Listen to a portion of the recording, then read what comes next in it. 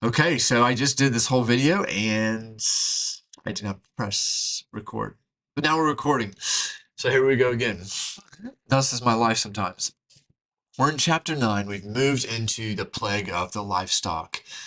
And the plague of the livestock was an interesting plague. And as I studied through the commentaries after I asked the Holy Spirit to teach me what he wants me to see about God today, I saw this that there's two potential reasons for this plague, and the first one is that it was a reversal in creation.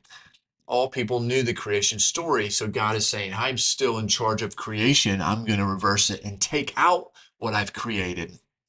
But also, there was a goddess named Hathor, and she was the author of Mother and Sky, and she was depicted as a cow, which is a terrible depiction for a lady.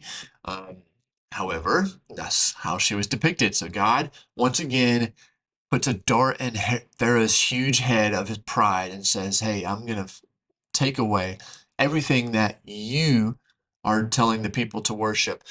Because when God does a plague, I love that he gives the why for letting the people go. God says, "Let my people go so that they may worship me, not Pharaoh, but me." So that's the why. God has purposed in all he does. And this purpose is, man, you've been worshiping the wrong thing your whole life, Pharaoh, Egyptians, people. It is time to worship the one true right thing. The verse I want to cover today is found in verse 5 of chapter 9. And basically this is the start of the plague, and this was what the Lord said. The Lord set a time and said, "Tomorrow the Lord will do this in the land. The Lord will take out the livestock from the Egyptians and lead the livestock safely in Israel." And this is what it told me. It told me that he is the author of time in creation. God said, "Tomorrow I will do it." Kind of telling the Egyptians, like, "Hey, guess what? I can do it at any time. Anytime. This very second, next week, in a couple days. I'm going to do it tomorrow. And I'm going to show you once again that I'm the author of time." If God is told me also that if God is willing to to do this for his people, and also do this to his enemies, judge his enemies, then I want to be on the right side of that equation. I don't want to be on the opposing side where justice is happening to me, like livestock being taken away and the author of time coming in and disrupting time. Um, no matter if you wait today or tomorrow, here's the truth, y'all. God is the author of time and creation. So, how can we apply this to our life?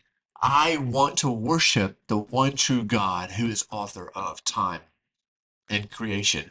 He is outside of time. So, I have comfort to know that He's gone before me already. And I want to trust and honor him in all that I do. And I want to steward not only the time he's given me in my life, but his creation. So that's my challenge to you. My challenge to you is to steward the time he's given you on this earth, because it is numbered. As Pastor Louis and Pastor City Church has said, and we all had this little dash, that is a part of a grand picture of life on earth and eternity. And I want to make the most of it. Uh, and why should we make the most of it? Why should we steward creation? Because God is the author of time and creation.